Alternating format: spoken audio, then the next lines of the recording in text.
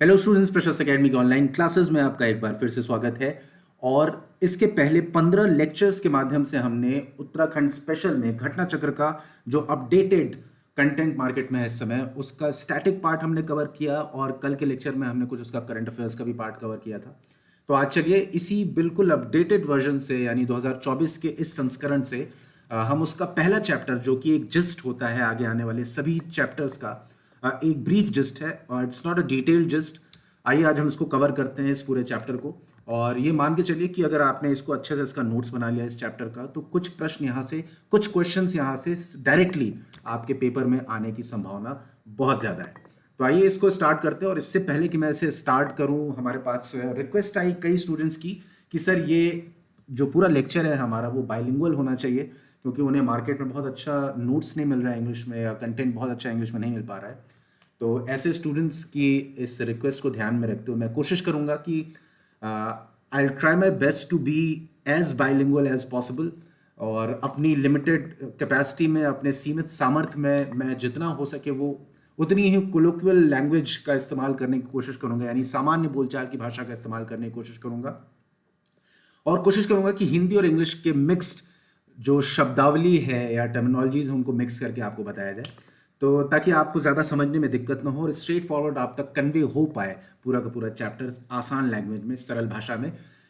अच्छा, इससे पहले मैं चैप्टर स्टार्ट करूं, आपको एक छोटी सी सजेशन है, एक परामर्श है मेरा कि आप पेपर और पेन लेकर बैठें और मैं जितना यहाँ पर इस पूरे चैप्टर में मैंने जितना भी हाईलाइट किया है सिर्फ उतना ही पढ़ें, उससे ज़्यादा पढ़ने की आपको ज़रूरत नहीं है।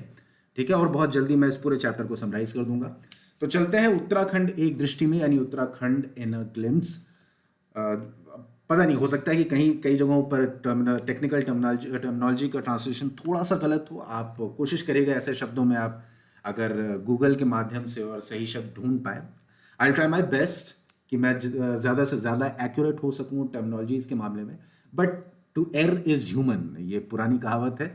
तो गलतियां करना मानव का स्वभाव है और क्षमा करना भी मानव का स्वभाव है। तो मुझे अगर थोड़ी बहुत गलतियां होती हैं इस पूरे लेक्चर में, तो आप तैयार रहिएगा क्षमा करने के लिए और उसे करेक्ट करने के लिए गूगल के जरिए। ठीक है, तो चलिए आज बढ़ते हैं। सबसे पहले उत्तराखंड एक दृष्टि में देखते हैं, स्मरणीय तथ्य यानी points to remember.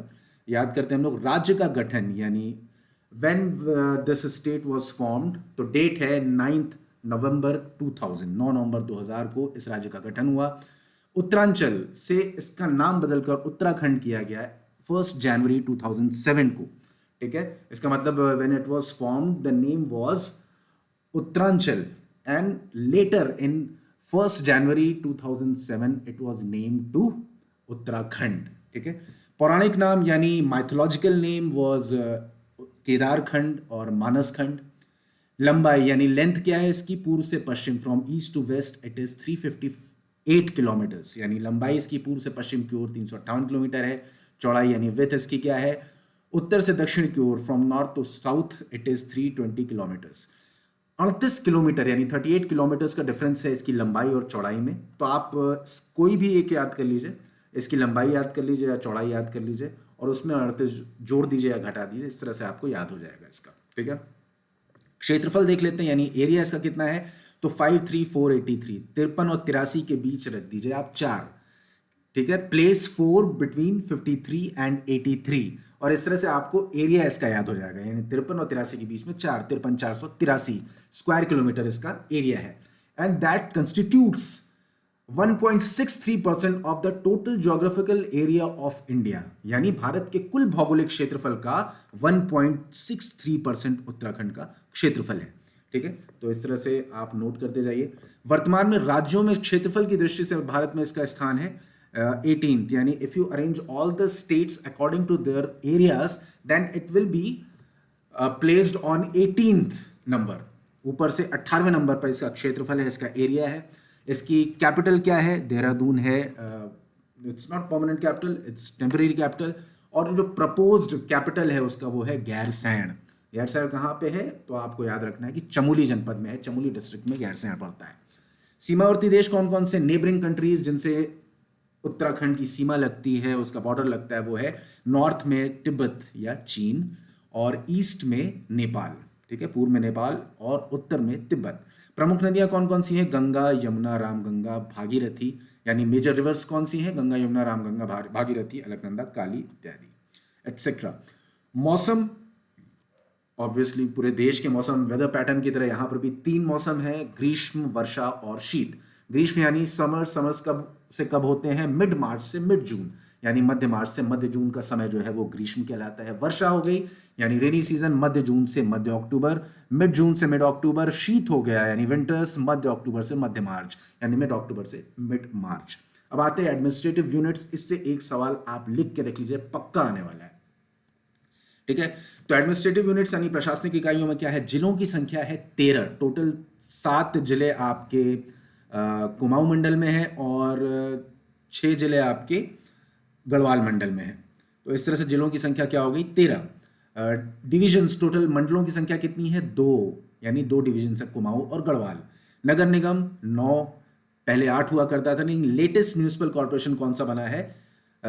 Srinagar latest है, 9th है। तो इसका मतलब टोटल म्यूनिसिपल कॉर्पोरेशन की संख्या नंबर हो गया 9। नगर पालिका परिषद, 43 हो गई टोटल। तो इस तरह से हमने क्या देखा? नगर पालिका परिषद, यानी इसको क्या बोलेंगे इंग्लिश में, if I am not wrong it is municipalities. 43 municipalities हैं और टोटल नगर निगम आपके 9 हैं, यानी म्यूनिसिपल कॉर्पोरेशंस 9। नगर पंचायत हो गया, ये हो गया नगर पंचायत, टोटल 50 नगर पंचायत हैं। और सामुदायिक विकास खंड, इनका जो नंबर है वो है 95। तो नगर पालिका परिषद हमने देख ली, नगर पंचायत टोटल हैं 50, सामुदायिक यानी community development blocks, the number of community development blocks is 95, ठीक है, 95 हैं। औद्योगिक कस्बे यानी इंडस्ट्रियल टाउन्स कितने हैं?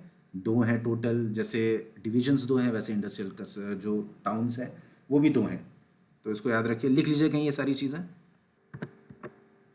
अब आगे जो चलते हैं हम लोग, क्या है? सामुदायिक विकास खंड हो गया, ग्राम पंचायतें, न्याय पंचायतें।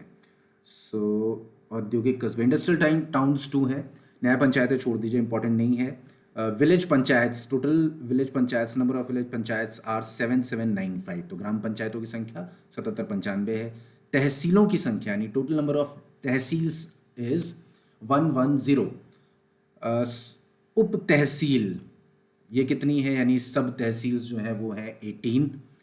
जनगणना ग्राम यानी सेंसस विलेजेस आर 16793, 16793। अब ये सब छोड़ दिया, इंपॉर्टेंट नहीं है। हाँ, अब नीचे आइए, टोटल विकास प्राधिकरण कितने हैं? यानी डेवलपमेंट अथॉरिटीज़ यहाँ पर कितनी है उत्तराखंड में? वो है 14। तो विकास प्राधिकरण आप लिख लीजिए, 14 विकास प्राधिकरण है यहाँ पे, ठीक है। जनप्रतिनिधि यानी पीपल्स रिप्रेजेंटेटिव्स, इसका डेटा देख लीजिए। लोकसभा में टोटल यहाँ 5 सीट्स हैं, राज्यसभा में यहाँ पर 3 सीट्स हैं, और यहाँ राज्य की विधानसभा जो कि यूनिकैमरल है यानी एक सदनी विधानसभा है उत्तराखंड की, उसमें टोटल नंबर ऑफ सीट्स कितनी? 70। सहकारिता में आते हैं हम लोग, कोऑपरेटिव्स में। जिला सहकारी बैंक टोटल हैं 10, यानी डिस्ट्रिक्ट कोऑपरेटिव बैंक्स आर 10 इन उत्तराखंड।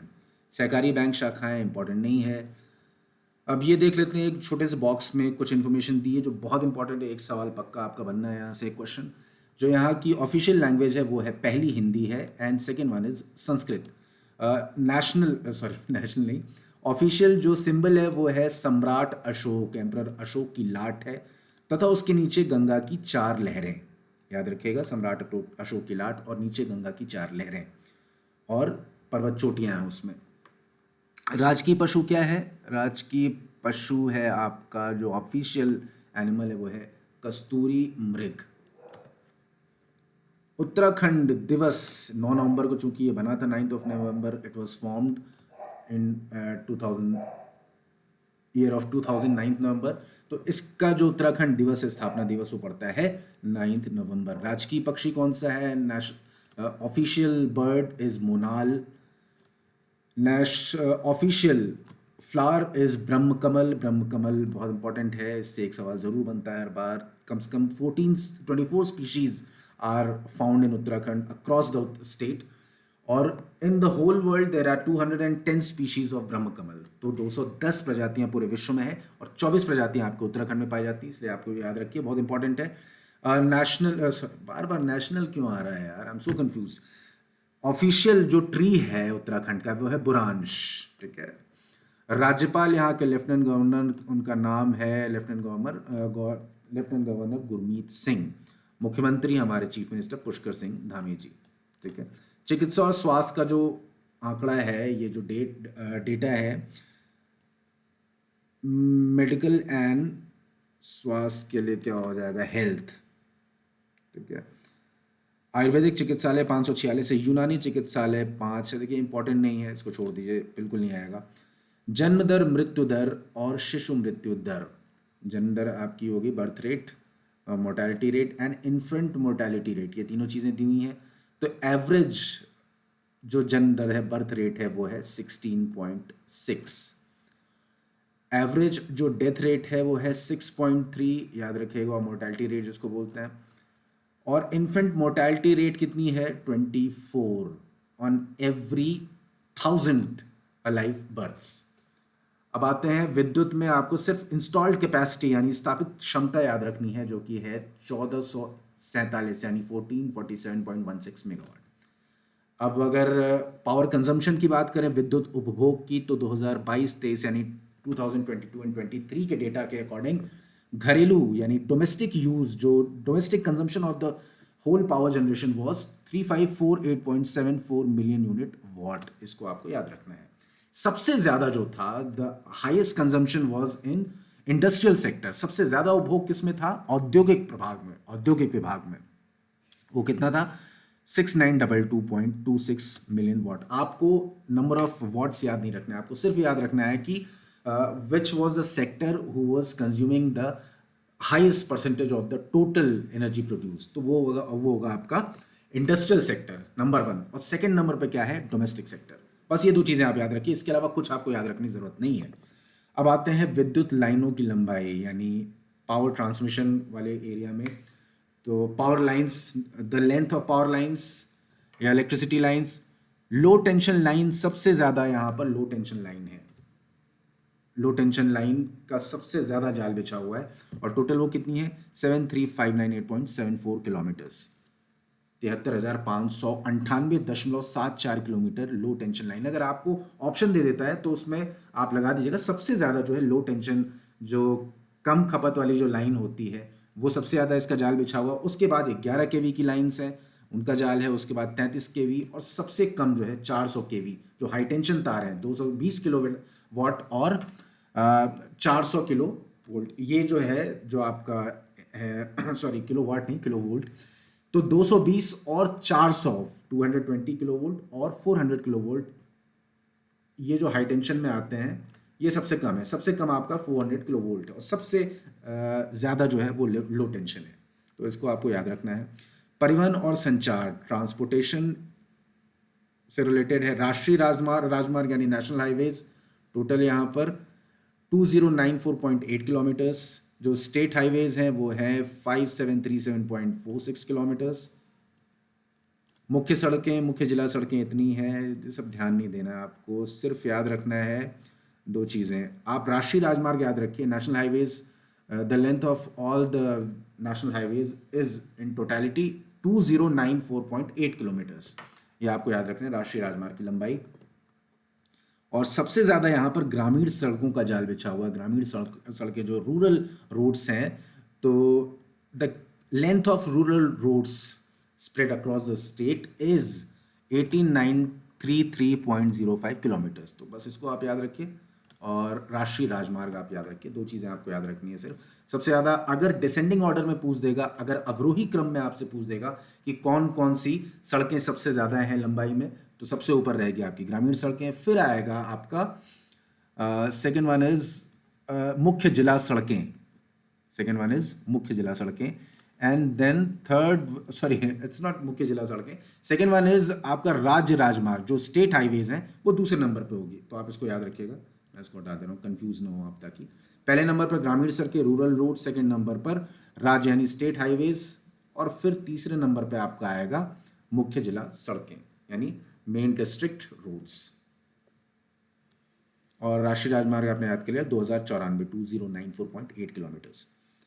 अब क्या है इसमें भाई, देख लीजिए, हल्का वाहन मार्ग जरूरत नहीं है। प्रदेश में राष्ट्रीय राजमार्ग की कुल लंबाई 3664.27 किलोमीटर्स है। ये लेटेस्ट अपडेटेड डेटा है, तो इसको याद रखिए। ऊपर वाला आप चाहें तो भूल भी सकते हैं,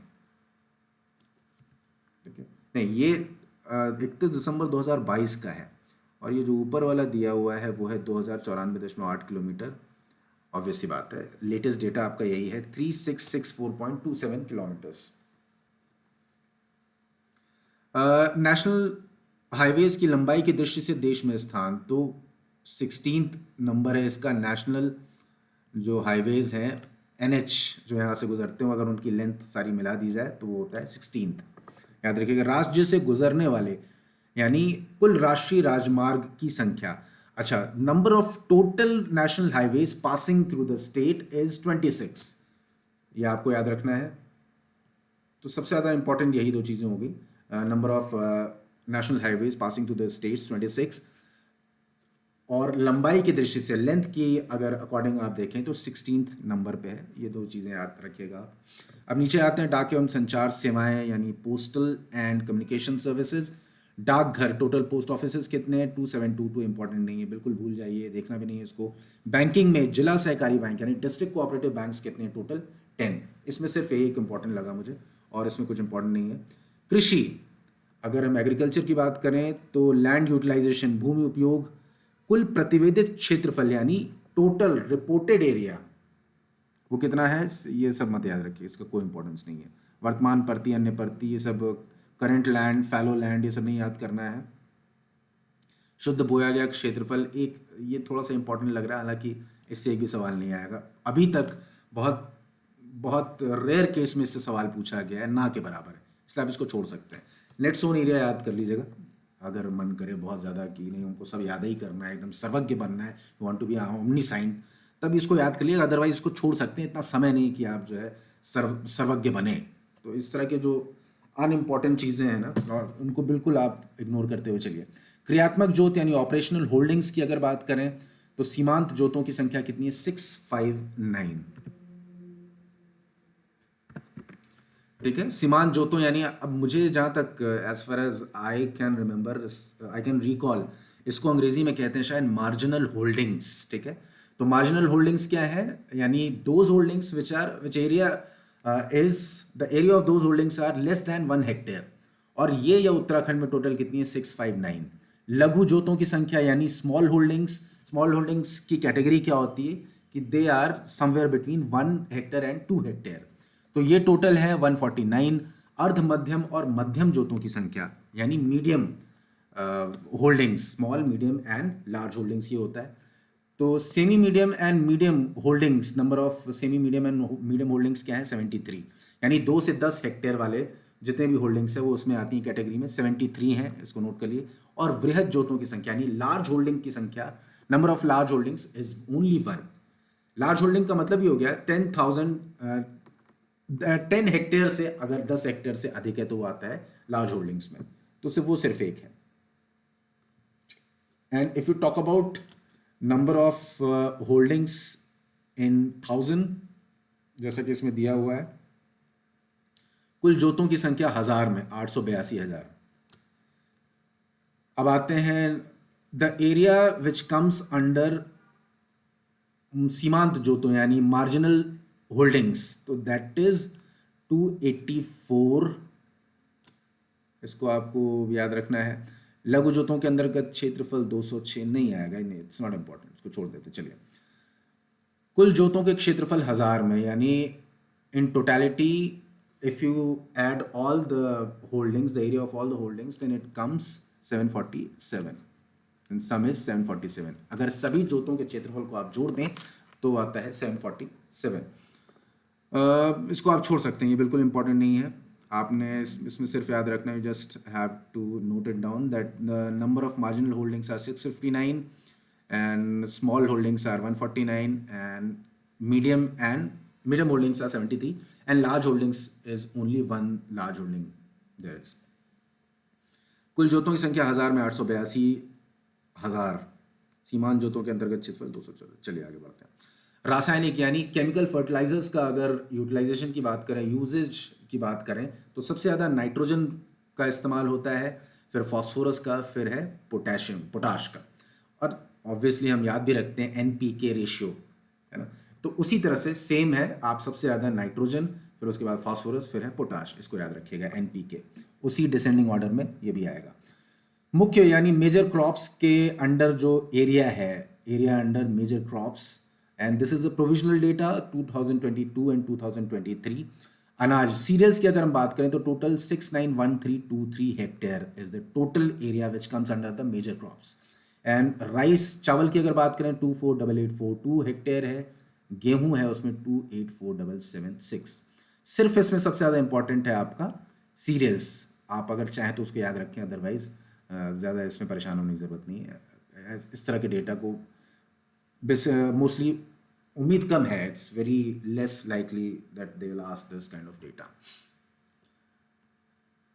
दालें टोटल 61691 हेक्टेयर इसके अंतर्गत क्षेत्र है, यानी total area comes under the cultivation of pulses 61691। तिलहन यानी ऑयल सीड्स की अगर बात करें तो 30341 हेक्टेयर। और अदर क्रॉप्स की बात करें जिसमें क्या आता है, शुगर केन आता है और अनियंस आते हैं, वो यहाँ पे दिया हुआ है, ज़रूरत नहीं इसको याद करने की। अब हम आते हैं एग्रीकल्चरल प्रोडक्टिविटी 2022 एंड 2023 के प्रोविजनल यानी अनंतिम डेटा के अकॉर्डिंग क्या है।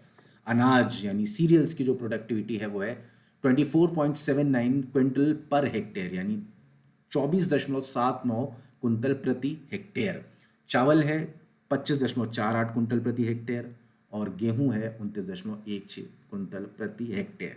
ये सब नहीं पूछेगा, आप सिंपल आप नोट कर लीजिए अनाज की जो प्रोडक्टिविटी है, उत्पादकता है, वो क्या है 24.79 क्विंटल प्रति नहीं, हिंदी में रह गया ना, अंग्रेजी में रह गया, यही चक्कर होता है बाइलिंगुअल होने के साथ। बट धीरे धीरे ये चीज़ें भी सही हो जाएंगी एंड आई होप कि आपको चीज़ें समझ में आ रही हैं। बाइलिंगुअल मैं थोड़ा सा कन्वे कर पा रहा हूँ इंग्लिश मीडियम के स्टूडेंट्स के लिए, क्योंकि कई क्वेरीज आ रही थी, बहुत स्टूडेंट्स ने मैसेज किया कि सर प्लीज़ बाइलिंगुअल रखें अपना लेक्चर। तो मैं वैसे भी कोशिश करता था कि ज़्यादातर हिंदी और इंग्लिश दोनों को मिला के वर्ड्स बोलूँ, लेकिन घटना चक्र की लैंग्वेज ऐसी है, टर्मिनोलॉजी ऐसी है कि बहुत जगहों पर यहाँ पर बहुत शुद्ध और क्लिष्ट हिंदी का इस्तेमाल किया गया है और जो टेक्निकल जागरण है वो बहुत ज़्यादा इस्तेमाल किया है। इसलिए मैं आज कोशिश कर रहा हूँ कि आपको बाइलिंगुअल बता सकूँ, एक तरह की कोलोक्वियल लैंग्वेज जिसको बोलते हैं, सामान्य बोलचाल की भाषा, आम बोलचाल की भाषा, मैं उसमें आपको बता सकूँ, जो कि है हिंदी प्लस इंग्लिश यानी इंग्लिश। तो इस तरह से देखते हैं कृषि उत्पादकता क्या है, आगे बढ़ते हैं हम लोग। कृषि उत्पादकता अनाज की क्या है 24.7 क्विंटल पर हेक्टेयर, दालों की क्या है 9.93 क्विंटल पर हेक्टेयर और तिलहन यानी ऑयल सीड्स की है 9.93 क्विंटल पर हेक्टेयर। सिंचाई में अगर आते हैं, इरिगेशन की अगर हम बात करें तो net and gross irrigated area क्या है, अगर नलकूप यानी ट्यूबवेल्स की बात करें तो सबसे ज़्यादा उत्तराखंड में जो इरिगेशन होता है वो किसके ज़रिए होता है, that is done through tube wells के ज़रिए सबसे ज़्यादा एरिया में इरिगेशन होता है। अगर नेट इरिगेटेड एरिया की बात करें तो 315470 हेक्टेयर है और ग्रॉस इरिगेटेड एरिया की बात करें तो 547759 हेक्टेयर है।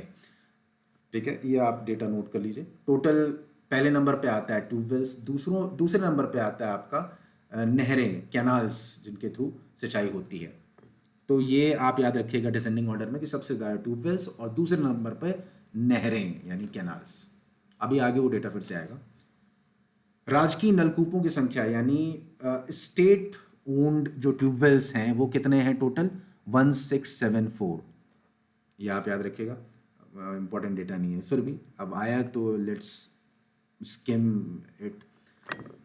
आगे क्या है, अब देखिए ये टेबल दिया है, इसको आपको याद रखना है। सिंचाई के साधन यानी मीन्स ऑफ इरिगेशन क्या है, नलकूप यानी ट्यूबवेल से तो होता है 71.66% जो इरिगेशन है that is done with the help of tube wells. नहरें, कैनाल्स, ये कॉन्स्टिट्यूट करती हैं 20.9%। ठीक है, पहले नंबर पे ट्यूबवेल्स, दूसरे पे कैनाल्स, नोट कर लीजिए। वन और वन्य जीव यानी फॉरेस्ट एंड वाइल्ड लाइफ, और ये रिपोर्ट किसकी है 2021 की वन स्थिति रिपोर्ट यानी फॉरेस्ट स्टेटस रिपोर्ट। कुल अभिलिखित वन 38,000 स्क्वायर किलोमीटर्स, यानी जो टोटल रिकॉर्डेड फॉरेस्ट एरिया है वो कितना है 38,000 वर्ग किलोमीटर। अभिलिखित 1%, ये टोटल जोग्राफिकल एरिया का कितना होता है 71.05%। मैंने पहले के भी लेक्चर में आपको बताया है कि ये वही एरिया है जो कि कागज पर फॉरेस्ट के रूप में चिन्हित है, यानी वनों के रूप में चिन्हित जो भूमि है कागजों पर, कागजातों में, यानी सरकार के सरकारी दस्तावेजों में, उसे हम रिकॉर्डेड फॉरेस्ट एरिया यानी अभिलिखित वन क्षेत्रफल कहते हैं। उसी तरह हो गया कि तुम्हारे गांव में फाइलें किस तरह से, आदम गोंडवी का बड़ा फेमस वो शेर था, कविता थी, मुझे याद नहीं आ रहा है, कि तुम्हारी फाइलों में गांव का मौसम गुलाबी है मगर वो आंकड़े झूठे हैं, ये दावा किताबी है। उसी तरह से हिसाब किताब है कि सरकारी दस्तावेजों में बहुत सारे जगहों को, भूमियों को वन के रूप में अभिलिखित किया गया, फॉरेस्ट के रूप में रिकॉर्ड किया गया, but they are not forest any more, देखा, दे आर यूज कमर्शियली या दूसरे उद्देश्यों के लिए इनका इस्तेमाल हो रहा है।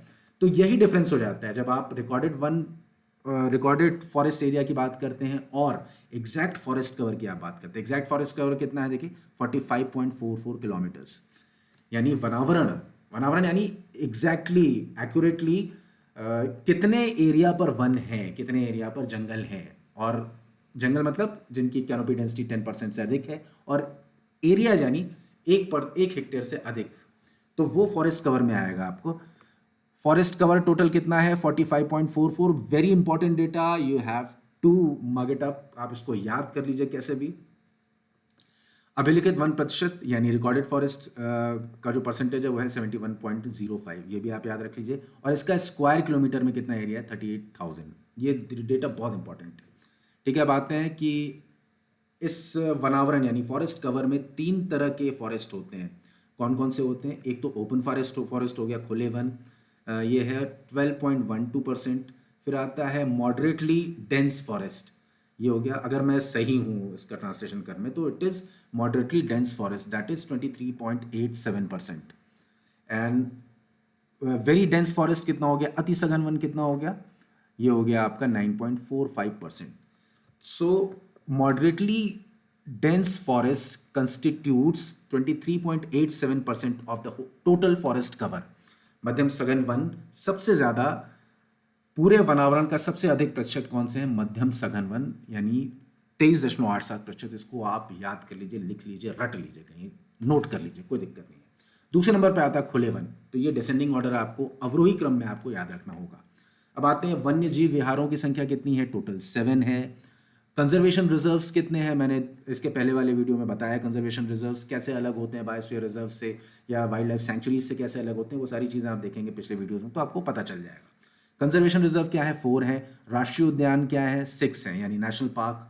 वन्य जीव विहार जो अंग्रेजी के बच्चे हैं उनके लिए मैं बोलता हूँ, ये क्या होगा, wild life sanctuaries. Okay, wild life sanctuaries क्या होंगी, 7 होंगी। कंजर्वेशन रिजर्व होंगे 4। नेशनल पार्क्स हैं 6। कौन कौन से नेशनल पार्क हैं, एकदम आपको जबान पर रटा होना चाहिए। राजा जी हो गया, कॉर्बेट हो गया, उधर क्या हो गया, गंगोत्री और गोविंद, उसके बाद नंदा देवी और फूलों की घाटी, इस तरह से 6 हो गए। टाइगर रिजर्व्स टोटल कितने हैं, 2 हैं। कौन कौन से, कॉर्बेट टाइगर रिजर्व और राजा जी टाइगर रिजर्व। सर्वाधिक और सबसे कम वन प्रतिशत वाले जिले यानी districts with highest proportion of forest कौन से हैं? सबसे ज़्यादा जंगल कहाँ पर है, अगर परसेंटेज की बात करें तो नैनीताल है। और सबसे कम फॉरेस्ट कहाँ पर है, वनावरण या फॉरेस्ट कवर है, वो है उधम सिंह नगर, एक तरह से पूरी तरह से प्लेन एरिया है। सबसे पुराना ओल्डेस्ट वाइल्ड लाइफ सेंचुरी क्या है, गोविंद पशु वन्य जीव विहार यानी वाइल्ड लाइफ सेंचुरी, उत्तरकाशी में, ये उत्तरकाशी में है गोविंद, ठीक है।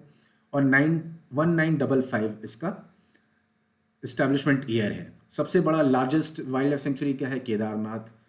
सबसे छोटा है यानी स्मॉलेस्ट वाइल्ड लाइफ सेंचुरी क्या है, मसूरी वन्य जीव विहार, Mussoorie wildlife sanctuary, 10.82 square kilometres in area, Dehradun में पड़ता है।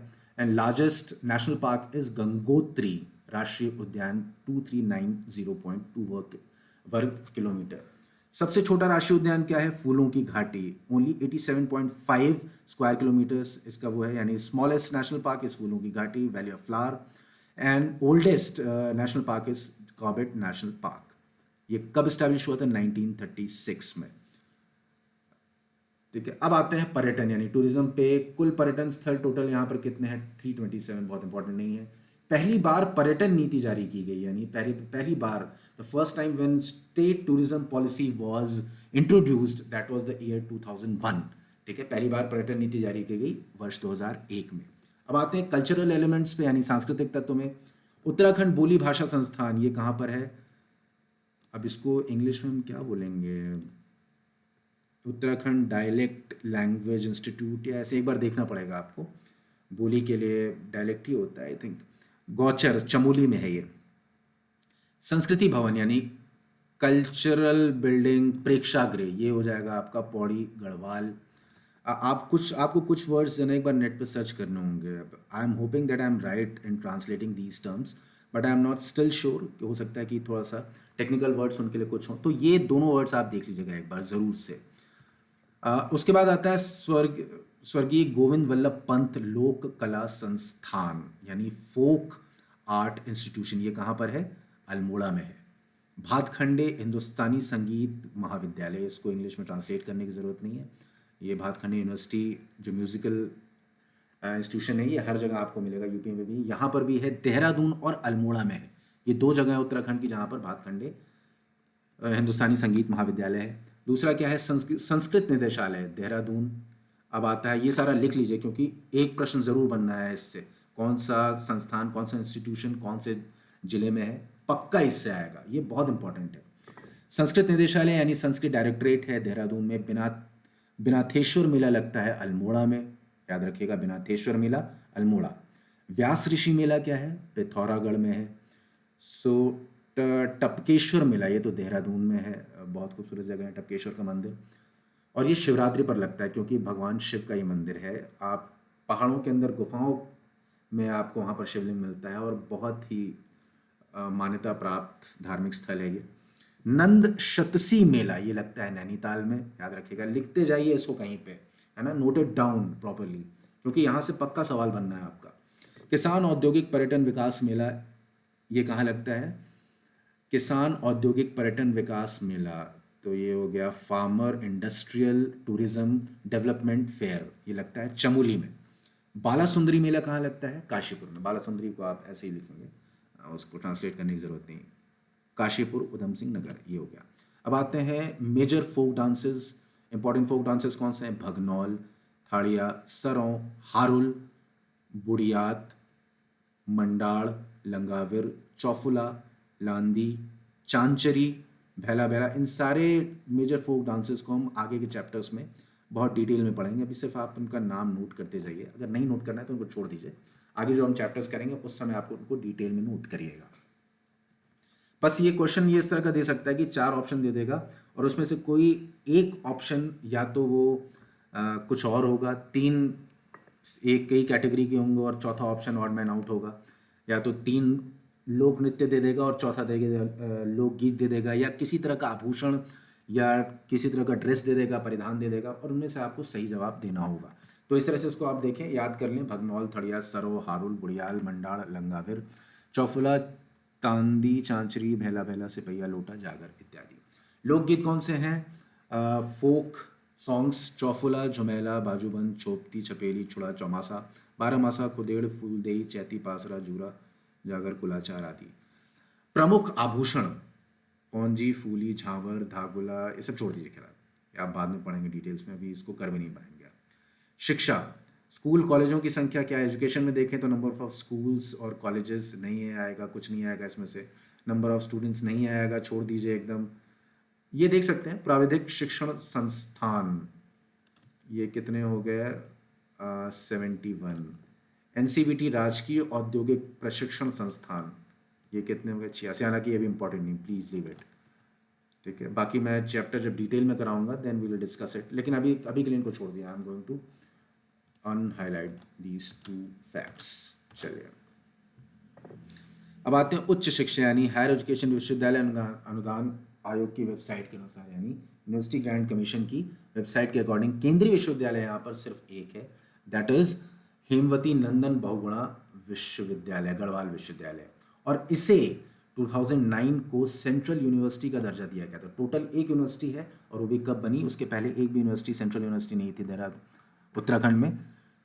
जो एकमात्र central university of Bahuguna Garhwal विश्वविद्यालय है, 2009 में इसे ऐसा दर्जा दिया गया था। अब आते हैं राज्य विश्वविद्यालयों की संख्या। Total number of state universities are 11। ठीक है, एक बार इनको आप देख लीजिएगा। दून विश्वविद्यालय देहरादून, जीबी पंत कृषि और तकनीकी विश्वविद्यालय पंतनगर। मैचिंग के लिए दे सकता है कि कौन सा विश्वविद्यालय कौन से जनपद में है। स्टेट यूनिवर्सिटीज का एक बार मैचिंग दे सकता है, हालांकि बहुत इंपॉर्टेंट नहीं है। अभी तक सवाल एक या इक्का दुक्का सवाल पूछा होगा इतने सालों में, सारे एग्जाम्स को भी आप जोड़ लें तो भी। स्टिल चूंकि इस बार 50 प्रश्न मिनिमम रहने हैं, तो संभावना है कि हो सकता है इधर इधर से एक आध प्रश्न एक्स्ट्रा पूछ दें। तो ये आप मैचिंग में देख लीजिए और नोट डाउन कर लीजिए। हेमवती नंदन बहुगुणा चिकित्सा शिक्षा विद्यालय यानी मेडिकल एजुकेशन यूनिवर्सिटी आपकी देहरादून में। कुआंव यूनिवर्सिटी कहाँ है? मल्लीताल नैनीताल में है। शोभन सिंह जीना यूनिवर्सिटी अल्मोड़ा। श्री देव सुमन उत्तराखंड विश्वविद्यालय टेरी गढ़वाल। उत्तराखंड आयुर्वेद विश्वविद्यालय, भैया अब इनका ये मत कहना कि सर इसका भी ट्रांसलेशन करिए, क्योंकि ये सारे आपके ट्रांसलेशन की ज़रूरत नहीं है, ये नाम इनका ऐसे ही है। उत्तराखंड आयुर्वेद विश्वविद्यालय हर्रावाला देहरादून। उत्तराखंड मुक्त विश्वविद्यालय हल्द्वानी नैनीताल। ये इंपॉर्टेंट हो सकता है भाई, क्योंकि ओपन यूनिवर्सिटी जो उत्तराखंड की वो कहाँ पर है? हल्द्वानी नैनीताल। उत्तराखंड तकनीकी विश्वविद्यालय देहरादून। उत्तराखंड यानी टेक्निकल यूनिवर्सिटी कहाँ पे है? देहरादून में। उत्तराखंड संस्कृत यूनिवर्सिटी कहाँ है? हरिद्वार में। वीरचंद सिंह गढ़वाली वानिकी और उद्यानिकी विश्वविद्यालय। वीरचंद सिंह गढ़वाली वानिकी के लिए क्या होगा? फॉरेस्ट्री एंड उद्यानिकी के लिए क्या होगा? Plantation university. एक बार देख लीजिएगा उद्यानिकी के लिए क्या है, गार्डनिंग या प्लांटेशन जो भी है। नहीं, प्लांटेशन तो रोपण के लिए हो जाएगा। उद्यानिकी अभी फिलहाल इसको आप याद रखिए, मैं एक बार चेक करके आपको कमेंट्स में लिख दूंगा। डीम्ड विश्वविद्यालयों की संख्या क्या है? टोटल डीम्ड यूनिवर्सिटीज़ क्या है? 3। पहला क्या है? वन अनुसंधान संस्थान यानी forest research institute that is situated इन देहरादून, जो कि देहरादून में अवस्थित है। ग्राफिक एरा ये यूनिवर्सिटी है, ये आपकी डीम्ड यूनिवर्सिटी है देहरादून में ये भी। तो 2 मेजर डीम्ड यूनिवर्सिटीज़ कहाँ है? देहरादून में। गुरुकुल कांगड़ी विद्यापीठ कहाँ पर है? हरिद्वार।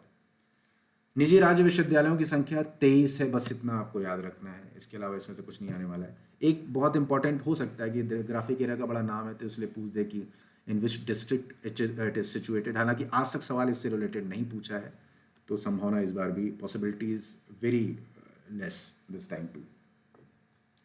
प्रमुख शोध संस्थान आप एक बार देख लीजिएगा, इसको आप नोट डाउन कर लीजिए, पॉज करिए और इसको नोट डाउन कर लीजिए, बहुत इंपॉर्टेंट है। इससे 1 या 2 सवाल निश्चित आपका आने वाला है। ठीक है, इसको इग्नोर नहीं करना, ये बहुत इंपॉर्टेंट है ये पूरा का पूरा। आर्यभट्ट प्रेक्षण विज्ञान शोध संस्थान नैनीताल में है, यानी Aryabhatta observation science research institution Nainital. Vivekananda पर्वतीय कृषि अनुसंधानशाला अल्मोड़ा। अब इसको पर्वतीय, इसको क्या बोलेंगे? माउंटेनियरिंग या हिल, गॉड नोस, आपको इसका देखना पड़ेगा।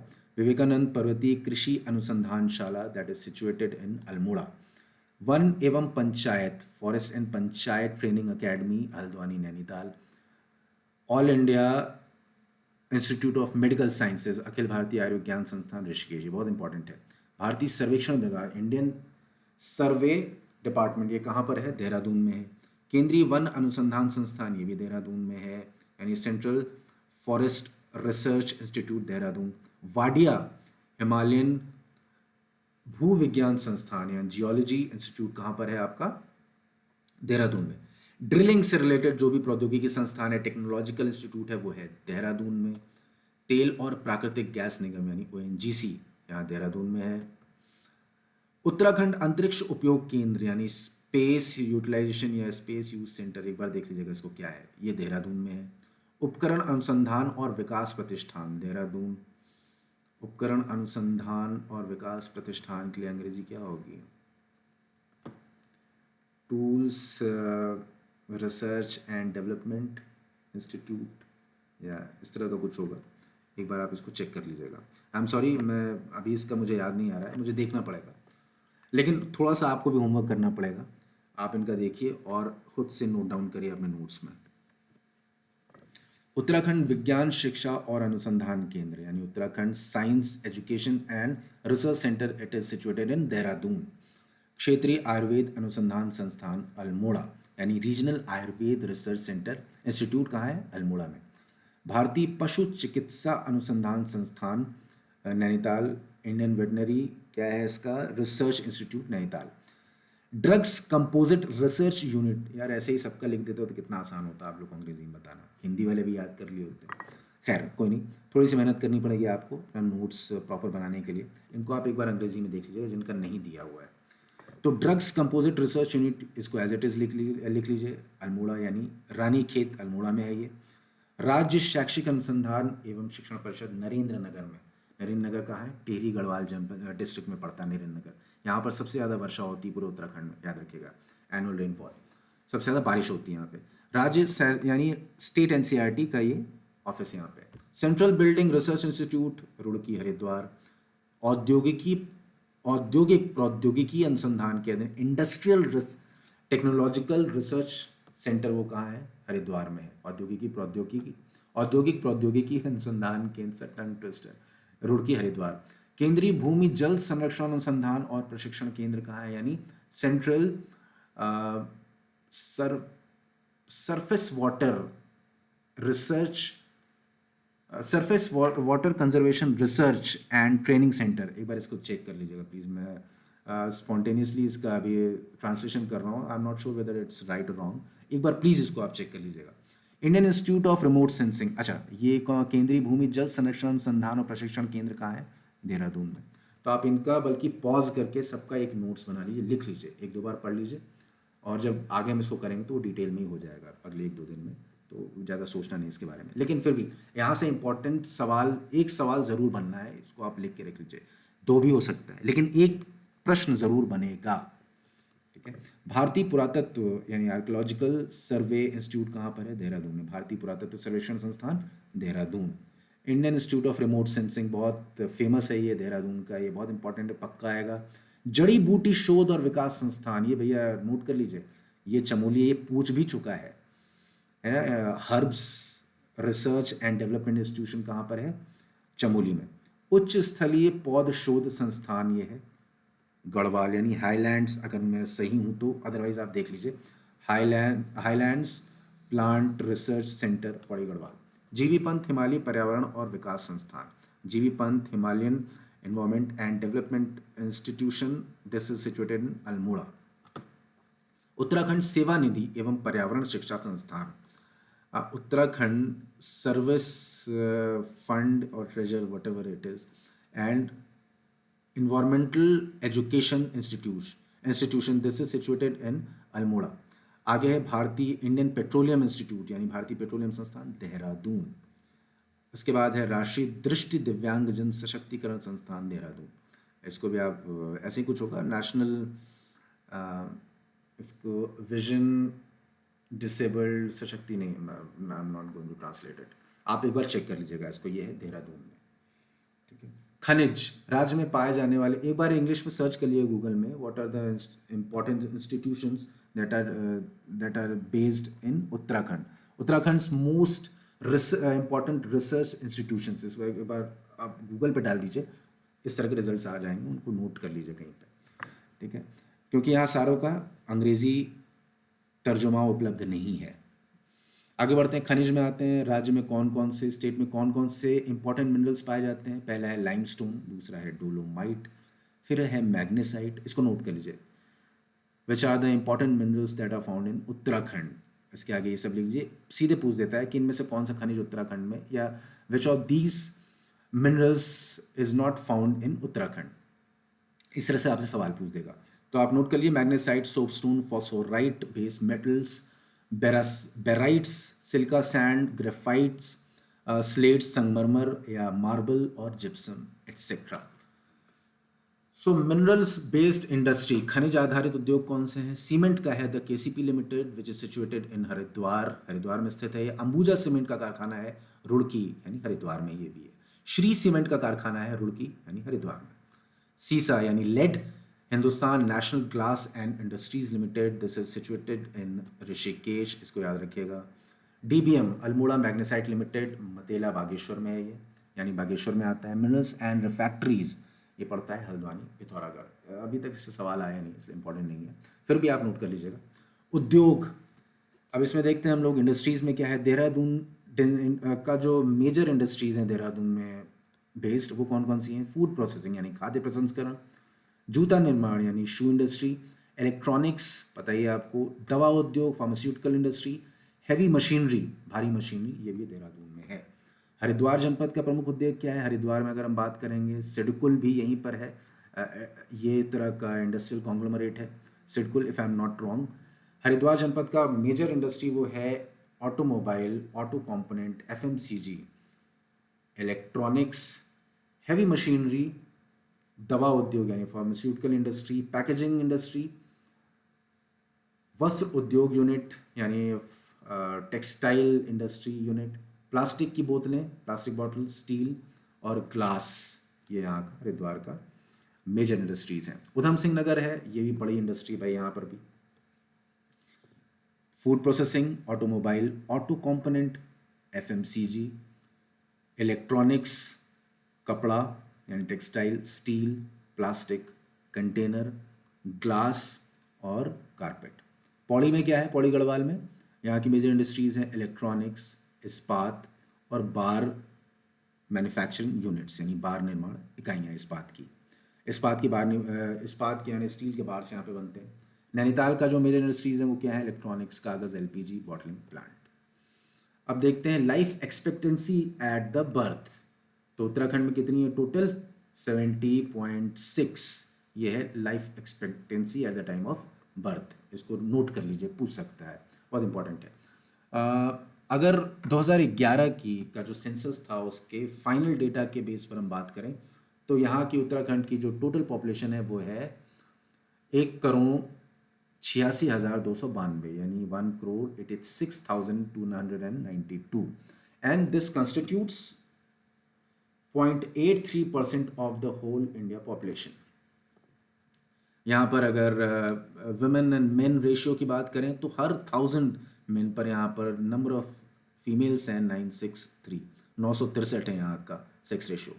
अगर जनसंख्या घनत्व की हम बात करें, पॉपुलेशन डेंसिटी की, तो दिस इज़ 189 पर स्क्वायर किलोमीटर है। ग्रामीण जनसंख्या यहाँ पर कितनी है? रूरल पॉपुलेशन है 69.8%। ठीक है, इसको आप याद कर लीजिए, हो सकता है पूछ ही दे, या तो आपसे अर्बन पॉपुलेशन पूछ देगा टोटल परसेंटेज कितना है 30.2, तो आपने कोई भी एक याद कर लिया, उसको 100 में से घटा देंगे, दूसरा आ जाएगा। ठीक है, तो इस तरह से आपका कोई एक याद कर लिया, ग्रामीण जनसंख्या, रूरल पॉपुलेशन इज 69.8%। तेंदुलकर समिति कमेटी जो बनी थी उसने गरीबी रेखा के नीचे निवास करने वाली जो जनसंख्या थी, तो population below poverty line is 11.3%। कार्यशील जनसंख्या जो श्रम बल का पार्ट है हमारे यहाँ, वो कितनी है? 38.72 लैक्स। 1 करोड़ में से 38.72 लाख लोग जो है वो कार्यशील जनसंख्या, वर्किंग पॉपुलेशन है ना। तो इसको आप नोट कर लीजिए। अगर धर्म के अनुसार जनसंख्या की बात करें यानी पॉपुलेशन अकॉर्डिंग टू रिलीजन, तो सबसे ज़्यादा हिंदुओं की जनसंख्या है 82.98%, मुस्लिम दूसरे नंबर पे है 13.95% यानी 13.95%, सिख हैं 2.34%। कुल साक्षरता दर की अगर बात करें, टोटल लिटरेसी रेट की अगर बात करें, दैट इज 78.8%, वो है 78.8%। राज्य की कुल जनसंख्या में अनुसूचित जाति का प्रतिशत, the percentage of schedule caste in the whole population, that is 18.8% यानी 18.8%। एससीज हैं यहाँ पर, but the number of STs is 2.9%। The percentage of ST population in the whole population of Uttarakhand is 2.9%। ये याद रखिएगा। आपसे जनसंख्या नहीं पूछेगा कि एसटी की टोटल जनसंख्या कितनी है, 2,91,903, ये नहीं पूछेगा, आपसे टोटल परसेंटेज पूछ देगा एससी और एसटी की। तो सिर्फ आपको उतना याद रखना है, 2.9% is ST and 18.8% is SC. अगर आप शिशु लिंगानुपात की बात करें, इसको शिशु चाइल्ड सेक्स रेशियो की बात करें अगर, this is child sex ratio, that is 890 on every 1000 male children there are 890 female children। याद रखिएगा 890 है। उत्तराखंड जनसंख्या संबंधी प्रमुख तथ्य यानी मेजर फैक्ट्स या important facts on Uttarakhand census. सर्वाधिक साक्षरता दर वाला जिला, the district with the highest literacy rate is Dehradun. याद रखिएगा, the district with highest literacy rate is Dehradun. And minimum literacy rate किस डिस्ट्रिक्ट की है? वो है उधम सिंह नगर। लिख लीजिए कहीं पे, highest literacy Dehradun and lowest literacy that is in Udham Singh Nagar. सर्वाधिक महिला साक्षरता दर वाला जिला है, ये भी देहरादून है। सबसे ज़्यादा साक्षरता भी यहीं पे है और सबसे ज़्यादा महिला साक्षरता भी यहीं पे है। जबकि सबसे ज़्यादा पुरुष साक्षरता दर वाला कौन सा है? रुद्रप्रयाग। ये याद रखिएगा। सबसे कम महिला साक्षरता कहाँ पर है? उत्तरकाशी में। हालांकि इतना इंपॉर्टेंट नहीं है कि पुरुष और महिला का अलग अलग पूछे, फीमेल और मेल लिटरेसी रेट अलग से पूछे, इंपॉर्टेंट नहीं है। तो क्या हमने देखा, मेल लिटरेसी सबसे ज़्यादा कहाँ पर है? रुद्रप्रयाग में। और सर्वाधिक महिला साक्षरता यानी highest female literacy Dehradun.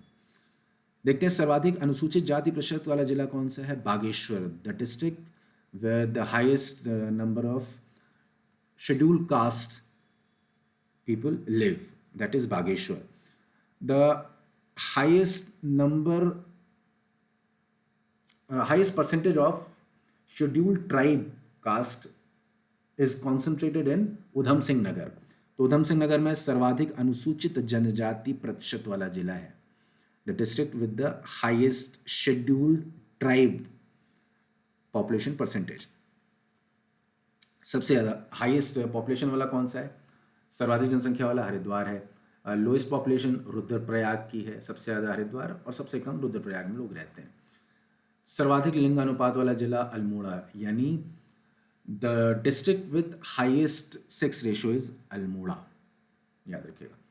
Lowest sex ratio district with lowest sex ratio is Haridwar, यानी न्यूनतम लिंगानुपात वाला जिला कौन सा है? हरिद्वार। सर्वाधिक जन घनत्व यानी पॉपुलेशन डेंसिटी वाला जो डिस्ट्रिक्ट है वो है हरिद्वार। और लोएस्ट पॉपुलेशन डेंसिटी वाला कौन सा है डिस्ट्रिक्ट? उत्तरकाशी। सर्वाधिक नगरीय जनसंख्या का प्रतिशत कहाँ पर है? देहरादून में। सबसे नगरीकृत, अगर urbanized, the most urbanized district of the whole Uttarakhand is Dehradun. सबसे ज़्यादा नगरीय जनसंख्या का प्रतिशत यहीं पर है। अब आते हैं, एक बार तुलनात्मक संकेतक देखते हैं कि how does these data compare to the data of India as a whole. तो उत्तराखंड और भारत के बीच यहाँ पर तुलना की गई अलग अलग संकेतकों में, अलग अलग डेटा में। मद क्या है? मद यानी इंडाइसेस, आई थिंक। जनगणना वर्ष 2011, जनसंख्या वृद्धि। अगर 2001 से 11 के बीच अगर हम पॉपुलेशन इंक्रीज, कितनी ज़्यादा जनसंख्या बढ़ी, तो वो है उत्तराखंड की 18.8%। ये याद रखिएगा भैया, सीधे स्टेटमेंट दे देता है, स्टेटमेंट 1, कि 2001 से 11 के बीच उत्तराखंड की जो दशकीय वृद्धि दर थी वो भारत की दशकीय वृद्धि दर से ज़्यादा थी। सही है, बिल्कुल सही है, 18.8 है, जबकि इंडिया की थी 77.7। देखिए, डेकेडल ग्रोथ, पॉपुलेशन ग्रोथ जिसको बोलते हैं परसेंटेज में। जन घनत्व, जन घनत्व क्या हो गया? पॉपुलेशन डेंसिटी 189 है उत्तराखंड की, जबकि इंडिया की क्या है? 382। ये सब नोट करते जाइए, बहुत इंपॉर्टेंट, एक सवाल पक्का बनेगा। अगर सेंसस से कुछ भी आता है तो यहाँ से ज़रूर आना है। नगरीकरण, अर्बनाइजेशन यहाँ पर कितना है? उत्तराखंड में 30.2 है, जबकि ऑल ओवर इंडिया में कितना है? 31.1%। लिंगानुपात यानी सेक्स रेशियो कितना है? 963 है उत्तराखंड में, जबकि ऑल ओवर इंडिया 943 है। साक्षरता दर की अगर बात करें, लिटरेसी रेट की बात करें, तो उत्तराखंड का टोटल लिटरेसी रेट है दैट इज 78.8%, यानी 78.8%, और भारत का है 73.0%। यानी भारत के जो सकल साक्षरता दर है उससे 5.8% ज़्यादा है। कुल जनसंख्या में अनुसूचित जाति की संख्या यानी the population of scheduled cast in total population, ये कितना है? अगर उत्तराखंड की बात करें तो 18.8% है, जबकि भारत में, इंडिया में 16.6%, यानी 100 में से 16.6% जनसंख्या वो किसकी है? अनुसूचित जाति की है, जबकि उत्तराखंड में 18.8। कुल जनसंख्या में अनुसूचित जनजाति की संख्या कितनी है? यानी scheduled tribe, the population of scheduled tribe in overall population, Uttarakhand में है 2.9, जबकि देश में है 8.6%। तो उत्तराखंड में कम है अनुसूचित जनजाति। अब आते हैं जन्म दर, अगर देख लें बर्थ रेट क्या है यहाँ पे। उत्तराखंड में एवरी 1000 उस पर 16.6 है बर्थ रेट, जबकि इंडिया में क्या है? 19.5। तो ये नोट कर लीजिए।